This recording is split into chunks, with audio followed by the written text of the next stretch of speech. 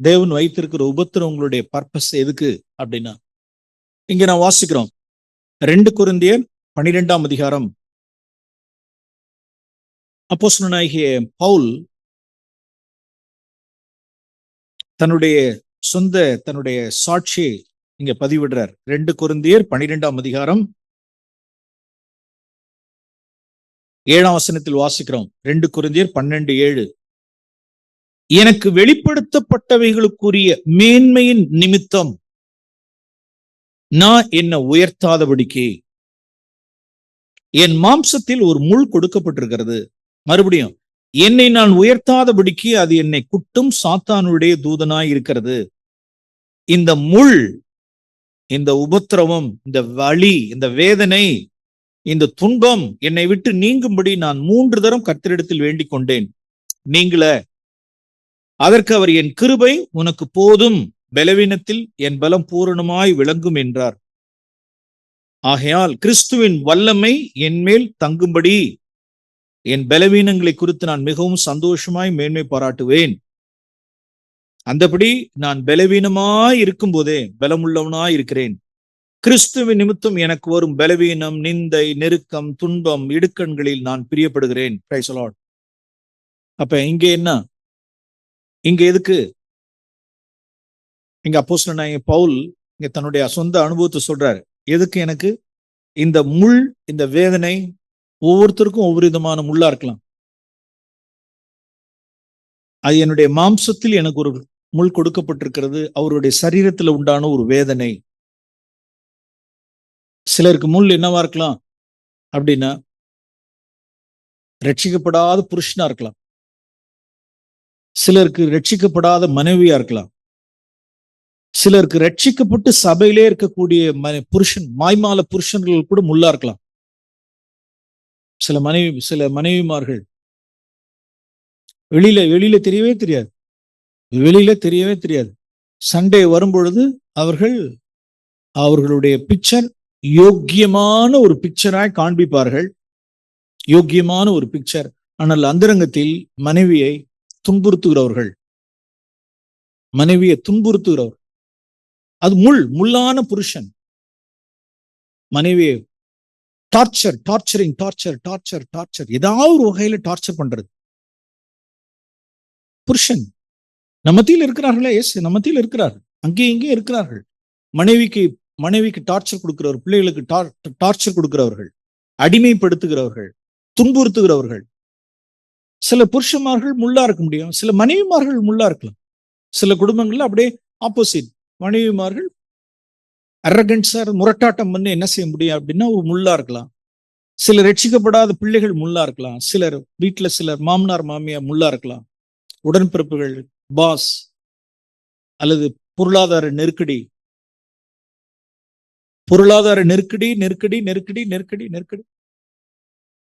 தொடர்ந்து பொருளாதார நெருக்கடி இருந்தா நம்ம தேவனிடத்துல கேள்வி கேட்கணும். ஆண்டவரே, சம்வேர் எங்கேயோ நான் ராங். பொருளாதாரத்துல தொடர்ந்து நான் இருக்கேன் அப்படின்னா ராங். நம்ம கேள்வி கேட்கணும்.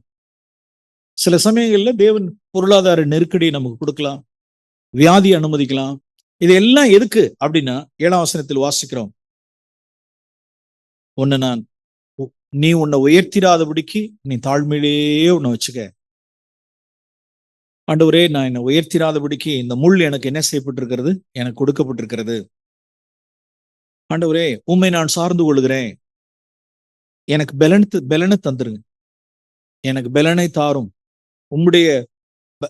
என்னுடைய பலவீனத்தில் உங்களுடைய பலன் பூரணமாய் விளங்கட்டும். முடியுமான்னு கேட்டா தேவனுடைய கிருபை நமக்கு போதும். முள் நீங்கள அப்படின்னா, முள் நம்மளை விட்டு நீங்கள அப்படின்னா தேவன் இன்னொன்னு வச்சிருக்கிறார். என்ன வச்சிருக்கிறார் அப்படின்னா கிருபை. அந்த கிருபை நமக்கு போதும். அந்த கிருபையானது என்ன இருக்கு அப்படின்னா, சதா நம்மளை எப்படி வச்சிருக்குன்னா பலவீனத்திலேயே வச்சிருக்கு. நாம் இயற்கையாகவே, இது பவுலுக்கு தேவை. தேவன் தம்முடைய அனந்த ஞானத்தில் பவுலை பார்த்துட்டார். பவுல், உன்னை நான் மிஸ் பண்ண விரும்பல. நீ பவுலுடைய சுவாபம், இயற்கையாவே பவுலுடைய சுவாபம் என்ன? Very strong man, very strong. எந்த அளவுக்கு ஸ்ட்ராங் அப்படின்னா, சபையை துன்பப்படுத்துகிற அளவுக்கு சச் எ ஸ்ட்ராங் மேன். அவருடைய பர்சனாலிட்டி. தேவனுக்கென்று காண்பிக்கிற பக்தி வைராக்கியம், சபையை துன்புறுத்துகிற அளவுக்கு, ஸ்தேவானை கொலை செய்யறதுக்கு சம்மதிக்கிற அளவுக்கு அவருடைய ஸ்ட்ராங். தன்னுடைய வயதுல முதிர்ந்த தன்னோட வயதுல முதிர்ந்த அப்போஸ்தலனாகிய பேதுருவை எல்லாருக்கும் முன்பாக வச்சு கேள்வி கேட்டார் பாருங்க. எல்லாருக்கும் முன்பாக எதிர்த்தார். அவருடைய மாய்மாலத்தை கடிந்து கொண்டார். அப்பா என்ன தைரியம்! பர்னபாவோட கடும் போராட்டம். பர்னபாவோட அவர்தான் அவரை வழி நடத்தினார். தன்னை வழி நடத்தினதான முதிர்ந்த சகோதரனாகிய பர்னபாவை கடும் வாக்குவாதம். பீட்டரை எதிர்த்தவர். இன்னும் கூட வாசிக்கிறோம். பிரதான ஆசாரியனிடத்துல போய் உட்கார்ந்துட்டோம். வெள்ளை அடிக்கப்பட்ட சுவரே, பிரதான ஆசாரியர் நீ வைகிறாயாங்கிற அளவுக்கு ஆண்டவர் பார்க்கிறாரு.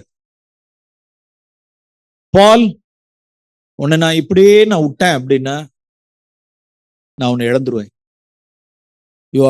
எங்கேயோ உன்னிடத்துல நிறைய விஷயங்கள் உன்கிட்ட கூர் நிறைய இருக்கு, நிறைய ஷார்ப் உன்கிட்ட நிறைய இருக்கு, ஷார்ப்னஸ் நிறைய இருக்கு, நிறைய இடங்களில் நீ கூரா இருக்க.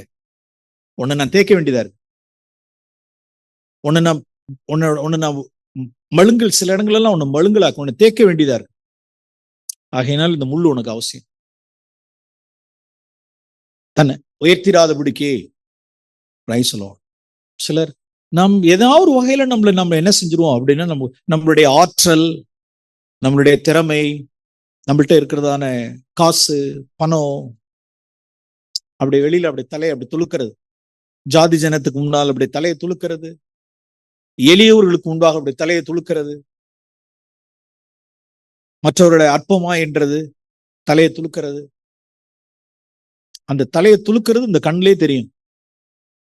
மற்றவர்களை அற்பமாய் எடுக்கிறதும், அற்பமாய் பார்க்கறதும், மற்றவர்கள் லுக் டவுன் பண்றதும், அடிமைப்படுத்துறதும், ஆவிக்குரிய பெருமை அடையிறதும், காசு பெருமை, பணப்பெருமை, ஜாதி பெருமை, அழகு பெருமை, எல்லாம் என் வார்த்தையில சொன்னா திமிரு, எல்லாம் திமிரு தண்டம். எல்லாம் இவைகளை எல்லாம் தேவன் என்ன செய்ய வேண்டியதா இருக்குன்னா, ஏதாவது ஒரு முள்ள அனுமதிச்சு தாழ்ந்துரு தாழ்ந்துரு தாழ்ந்துரு, இது உனக்கு தேவை, இந்த முள் உனக்கு தேவை, இல்லைன்னா உன்னை கையில பிடிக்க முடியாது. எஸ், தேவன் நமக்கு என்ன செய்ய வேண்டியதா இருக்கு அப்படின்னா, இரண்டாவது பர்பஸ் என்ன அப்படின்னா, நான் என்னை என்ன செய்யாதபடிக்கு, உயர்த்தாதபடிக்கு, அல்லது இன்னும் சொல்ல போனா நான் பலவீனத்தோடு இருக்கும்படி, நான் பலமா இல்லாம ஸ்ட்ராங். சிலர்லாம் ஸ்ட்ராங் பீப்புள், ஏதாவது ஒரு வகையில ஸ்ட்ராங். அவங்க ஸ்ட்ராங்கா இருக்கிறாங்கிறது வெளியில தெரிஞ்சிடும். அவங்களுடைய ஸ்ட்ராங்கா இருக்கிறது பலசாலிகள், ஏதாவது ஒரு வகையில பலசாலி. சீக்கிரமாய் அஃபெண்ட் ஆகுறவர்கள், சீக்கிரமாய் மனம் புண்படுகிறவர்கள், சீக்கிரமாய் மனத்தாங்கல் அடைகிறவர்கள், சீக்கிரமாய் முற்கோபம் அடைகிறவர்கள் எல்லாரும் ஸ்ட்ராங் பீப்புள். அவர்களுக்கெல்லாம் முள் தேவை. அது யாரா இருந்தாலும் சரி, சீக்கிரமாய் முற்கோபம் அடைகிறவர்கள், சீக்கிரமாய் கோபப்படுகிறவர்கள், சீக்கிரமாய் டிஃபெண்ட் பண்ணுகிறவர்கள். ஏதாவது ஒரு வார்த்தை போதும், ஒரு வார்த்தையில் இடர்கள் அடைகிறவர்கள் நம்ம மத்தியில் உண்டு. நம்மத்தியில் நம்மளுடைய ஐக்கிய சபைகளில் ஒரு வார்த்தையில, இந்த வார்த்தை கேட்டுக்கொண்டிருக்கிற, யூடியூப் வழியா கேட்டுக்கொண்டிருக்கிற சகோதரர்களுக்கு, சபையாருக்கு சொல்லு, ஒரு வார்த்தையில் இடர்கள் அடைகள்லாம் உண்டு. ஒரு வார்த்தையில் இடர்கள் அடைகிற சகோதர சகோதரிகள் நம்ம மத்தியில் இருக்கிறார். மெத்த பெருமைக்காரர்கள், ஒரே வார்த்தை தான் போதும், அவ்வளவுதான், முடிஞ்சு போச்சு, அவ்வளவு, பினிஷ். பலசாலிகள், தங்களை தாங்களே தங்களுடைய பார்வையில் தங்களை உயர்வாய் எண்ணுகிறவர்கள், இவர்களுக்கெல்லாம் என்ன தேவைப்படுது அப்படின்னா, ஏதாவது முள்ளு தேவை. ஏன் அப்படின்னா, வச்சிருக்கிறதுக்கு, பலவீனமாக்குறதுக்கும், நம்மை நான் உயர்த்தாத பிடிக்கும், அதை நம்மளை கூட்டிக்கிட்டே இருக்கும். இது என்ன அப்படின்னா, தேவனுடைய அனந்த ஞானம், தேவனுடைய அன்பு. ஆண்டவரே, பவுலுக்கே தேவைப்பட்டுச்சுன்னா நீங்களும் நானே மாத்திரம். ஓகே, இன்னொரு, இந்த உபத்திரவத்தினுடைய நோக்கம், யோவான் எழுதின சுவிசேஷம் 15ஆம் அதிகாரம்,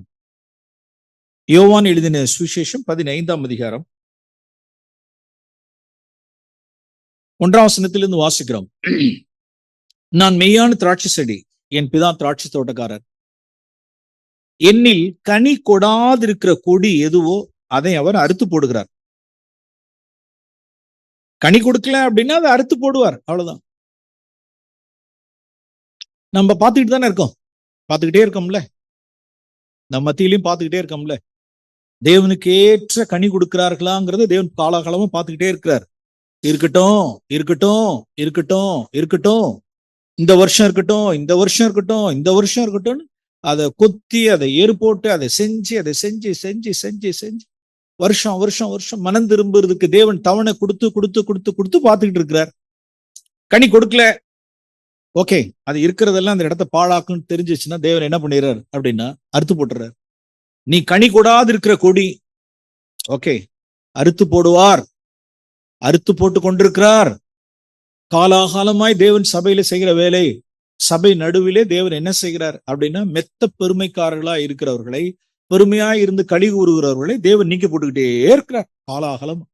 யார் மாத்திரமே சபையில வைத்திருக்கிறார் அப்படின்னு தமிழ் ஆவியில் எளிமை உள்ளவர்களை மாத்திரமே உள்ளார வச்சிருக்கிறார். அவரே நீக்கிடுவார். ஏதாவது ஒரு சூழ்நிலைகள், காலங்கள், போக்குவரத்து, ஏதாவது ஒரு சந்தர்ப்ப சூழ்நிலை வெளியில போயிடுவார். அப்படிப்பட்டவர்கள் வெளியில போய், ஆண்டவரே நான் கனி கொடாது இருக்கிற கொடி, அதனாலதான் அறுத்து போட்டிருக்கேன் அப்படின்னு நினைச்சுக்குவாங்க? நினைக்க மாட்டாங்க,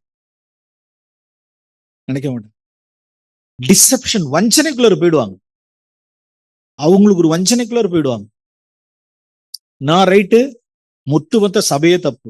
பாருங்க, நான் ரைட்டு, ஒட்டுமொத்த சபையுமே தப்பு. எவ்வளவு ஒரு கொடூரம், எவ்வளவு ஒரு கொடூரம். ஓகே, அவங்கள விட்டுருங்க. கனி கொடாது இருக்கிற கொடி எதுவோ அது தேவன் அறுத்து போடுவார். கனி கொடுக்கிற கொடி எதுவோ, நல்ல வார்த்தை பாருங்க, கனி கொடுக்கிற கொடி எதுவோ அது அதிக கனிகளை கொடுக்கும் பொழுது அதை சுத்தம் பண்ணுகிறார் அப்படின்றது. சுத்தம் பண்ணுகிறார்னா அதுக்கு ஒரு நைஃப், அதுக்கு ஒரு ப்ரூனிங் நைஃப். அத என்ன அப்படின்னா எல்லாம் வெட்டி வெட்டி விடுறது, வெட்டி வெட்டி வெட்டி வெட்டி வெட்டி வெட்டி அது சுத்திகரிக்கிறது. அது ஏன் அப்படின்னா நீ கனி கொடுக்கிற கொடி, நீ என்ன அதிக நீ கனிகளை கொடுக்கணும் அப்படிங்கிறதுக்காக அதை சுத்தம் பண்றதுன்னு சொல்றதை காட்டிலும் அதை என்ன செய்யறதுன்னா செதுக்கி, நமக்கு திராட்சை செடியெல்லாம் நமக்கு தோட்டம் தெரியாது, நமக்கு தெரியாது, அதெல்லாம் அந்த ஏரியாவில நம்ம பார்த்துருக்க மாட்டோம். அதுல இருக்கிறதான இதெல்லாம் வீணா போனது வந்ததெல்லாம் எடுத்து அந்த கொடி இன்னும் அதிக கனிகளை கொடுக்கும்படிக்கு தேவன் சுத்திகரிக்கிறார். அது ஒரு ப்ரூனிங் நைஃப், அது ஒரு கத்தி போடுறது. தேவன் என்ன செய்யறதுன்னா அப்படின்னு அதுக்கும் தேவன் நம்மளை என்ன செய்ய வேண்டியதா இருக்குன்னா சிக்ஷிக்க வேண்டியதா இருக்கு. நான் கனி கொடுக்குறேன்னா ஏசஸ் நாம் கனி கொடுத்துக்கிட்டு இருப்போம். நீ இன்னும் அதிக கனிகளை கொடுக்கும்படி என் பிதா மகிமைப்படும்படி 8ஆம் வசனத்தில் வாசிக்கிறோம், நீங்கள் மிகுந்த கனிகளை கொடுப்பதினால் என் பிதா மகிமைப்படுவார், எனக்கு சீஷர்களா இருப்பீர்கள். அப்ப ஆண்டவரே நமக்கே தெரியணும் இது நான் என்ன கேட்டகரியில இருக்கேங்கிறத பாத்துக்கணும். நான் என்ன கேட்டகரி, இதுவா நம்ம ஆராயணும். ஆண்டவரே எது வழியா, இதுக்காகவா, இந்த நோக்கத்துக்காகவா அதிக கனிகளை கொடுக்கும்படி அதை சுத்தம் பண்ணுகிறார். ஃபார் எக்ஸாம்பிள், யோபுவினுடைய காரியத்தில், யோபு நீதிமான், ரைச்சியஸ் மேன். பழைய ஏற்பாட்டுல அவனை குறித்து நாம் வாசிக்கிறோம், என்ன தேவ பக்திக்குரிய மனுஷன், என்ன கர்த்தருக்கு பயந்த மனுஷன், எல்லா பொல்லாப்புக்கு விலகின மனுஷன், எவ்வளவு உத்தமன், சன்மார்க்கன், கர்த்தருக்கு பயந்தவன், பொல்லாப்புக்கு விலகினவன், தீமைக்கு விலகினவன். அப்ப அவனை குறித்து எக்கச்சக்கமான காரியங்கள் இருக்கு. அவன் ஏற்கனவே பழைய ஏற்பாட்டுல மிகுந்த கனி கொடுத்தவன் தான். ஆனால் அவன் இன்னும் அதிக கனிகளை கொடுக்கும்படி அதில் உள்ள அவனுடைய வாழ்க்கையில சில கலைகள்லாம் இருந்துச்சு. அவனை சுத்திகரிக்கும்படி என்ன அப்படின்னா நியாயப்படுத்திக்கிட்டே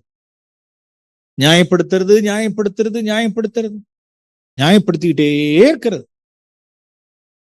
சிலர் நல்லா இருப்பாங்க, நல்ல கனி கொடுக்கிற வாழ்க்கை இருக்கும், ஆனா நியாயப்படுத்துவாங்க. இது யாருடைய பாவம்? யோபுனுடைய பாவம். யோபு 2:3 கர்த்தர் சாத்தானை நோக்கி, நீ என் தாசனாகி யோபின் மேல் கவனம் வச்சியா? உத்தமன், சன்மார்க்கன், தேவனுக்கு பயந்தவன், பொல்லாப்புக்கு விலகிற மனுஷனாகி அவனை போல் பூமியில் ஒருவனும் இல்லை. இதெல்லாம் அவன் கொடுத்த கனி கொடுத்தவன். பழைய ஏற்பாட்டிலேயே கனி கொடுத்தவன். பைபிள் கிடையாது, கான்ஃபரன்ஸ் கிடையாது, சர்ச்சு கிடையாது, ஒண்ணும் கிடையாது. கர்த்தருக்கு பயப்படுற ஒரு பயம் இருந்துச்சு, ஒரு மனசாட்சி இருந்துச்சு. அந்த மனசாட்சியில பழைய ஏற்பாட்டுல ஒரு மனுஷன் கனி கொடுத்த மனுஷன் இவ்வளவு காரியங்களை முகாந்திரமே இல்லாமல் அவனை நிர்மூலமாக்கும்படி நீ என்னை ஏவின போதிலும் அவன் இன்னும் தன் உத்தமத்திலே உறுதியாய் நிற்கிறான் என்றார். Praise the Lord. ஒரு முகாந்திரம் இல்லை. ஆனால் அந்த உபத்திரவத்தின் மத்தியில, அந்த உபத்திரவத்தின் குகையில தேவன் சில விஷயங்களை சுத்தம் பண்ண வேண்டியதா இருக்கு. இந்த வார்த்தையை எடுத்துக்கோமா. கனி கொடுக்கிற கொடி எதுவோ, கனி கொடுக்கிற கொடி எதுவோ அது அதிக கனிகளை கொடுக்கும்படி, அதுல இருக்கிற சில களைகள் எல்லாம் எடுக்கும்படி தேவன் என்ன செய்ய வேண்டியதா இருக்குன்னா, சுத்திகரிக்க வேண்டியதா இருக்கு. அதுல பட்டயத்தை அதுல போட வேண்டியதா இருக்கு. 10 பிள்ளைகளை இழந்து, ஆஸ்தியை இழந்து, சரீரத்துல சுகத்தை இழந்து, ஹெல்த், வெல்த், சில்ட்ரன் எல்லாம் காலி. சுகம் போய், பிள்ளைகள் போய், ஆஸ்தி போய், ஓட்டை எடுத்துக்கிட்டு சுரண்டிக்கிட்டு இருக்கிற அளவுக்கு இருக்கு. இதெல்லாம் நாம் தியானிக்கிறோம். நம்மளுடைய வாழ்க்கையில கடந்து போறப்ப நம்ம என்ன செஞ்சிடறோம் அப்படின்னு மறந்துடும். நம்மளுடைய வாழ்க்கையில் இப்படி எல்லாம் கடந்து போகும் பொழுது, ஆண்டவரே ஏன் சில சமயங்கள் ஆண்டு பேசுவார். சில சமயங்கள் நீ கனி கொடுக்கிற, இன்னும் நீ அதிக கனி கொடுக்கும்படி. இல்ல அப்படின்னா சில கலைகள்லாம் இருக்கு, சில பதர் இருக்கு. ஏன் பிசாசுக்கு நான் உத்தரவு கொடுத்தேன்? பேதுருவே, சீமோனே, நான் ஏன் பிசாசுக்கு உத்தரவு கொடுத்தேன்?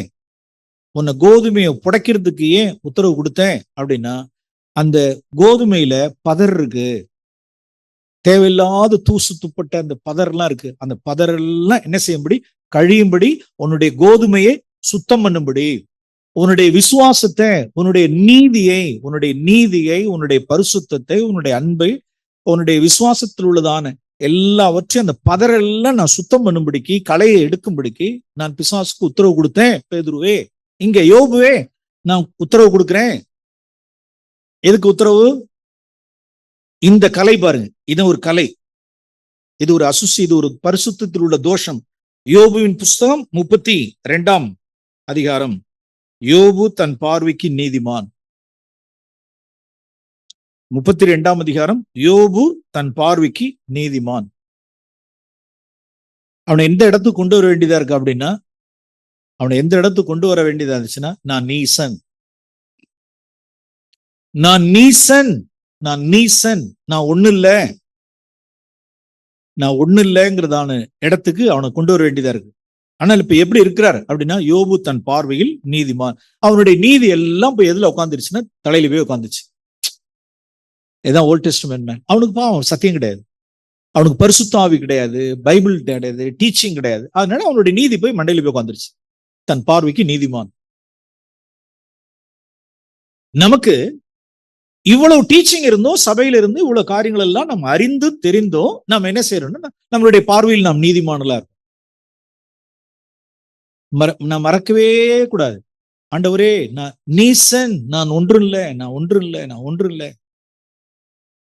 ஜான் நியூட்டன் அப்படிங்கிற ஒரு தேவனுடைய மனுஷன், கிட்டத்தட்ட ஒரு 84 வயசு. அமேசிங் கிரேஸ் அப்படிங்கிறதான ஒரு பாடலை, நல்ல ஒரு சாக்ரட் சாங், ஒரு புனிதமான ஒரு பாடலை கிறிஸ்துவத்துக்கு அருளினதான உத்தம தாசன் ஜான் நியூட்டன், கிட்டத்தட்ட ஒரு 80-84 வயசு.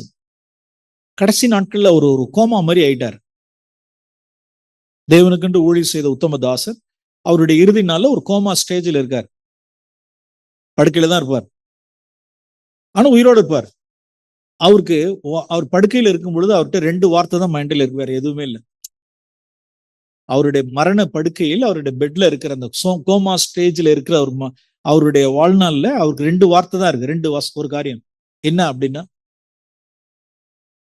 நான் பிரதான பாவி,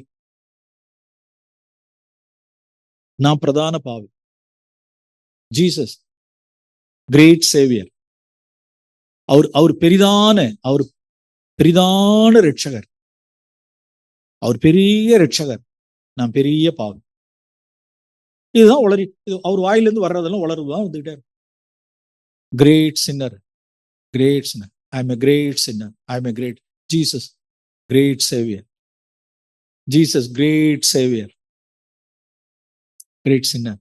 பாருங்க ஏன் எப்படி அது மரண படுக்கையில் அது ஏன் அப்படியே அப்படியே செட்டில் ஆயிடுச்சு அப்படின்னா, அவருடைய வாழ்நாள் முழுவதும் அவர் தன்னை எப்படியாவே பார்த்திருக்கிறார். அப்படின்னா தன் பார்வையில கழுவப்பட்ட நீதிமான், கழுவப்பட்டவன், கழுவப்பட்டவன், கழுவப்பட்டவன், பாவி, இந்த பாவிக்காக அப்போஸ்தலனாகிய பவுல் தன்னுடைய வாழ்நாள்ல சொன்னார்ல, பாவியிலே பிரதான பாவின்னார்ல. ஆனா யோபு, இந்த வெளிச்சம்லாம் யோபுவுக்கு தெரியாது. யோபுவுக்கு பழைய ஏற்பாட்டுல இது மாதிரி Bible teaching, word of God, church meeting, elders எதுவுமே கிடையாது. அவர் தான் பார்வையில் என்ன ஆயிட்டார் அப்படின்னா நீதிமான். அதனால இங்க வாசிக்கிறோம் பாருங்க, 2ஆம் வசனத்தில், யோபு தேவனை பார்க்கிலும் தன்னை நீதிமான் ஆக்கினது நிமித்தம். இல்ல அந்த வார்த்தை எப்படி வாசிக்கணும், எப்படி இருக்கணும்னா, ஜோப் ஜஸ்டிஃபைடு ஹிம்செல்ஃப்.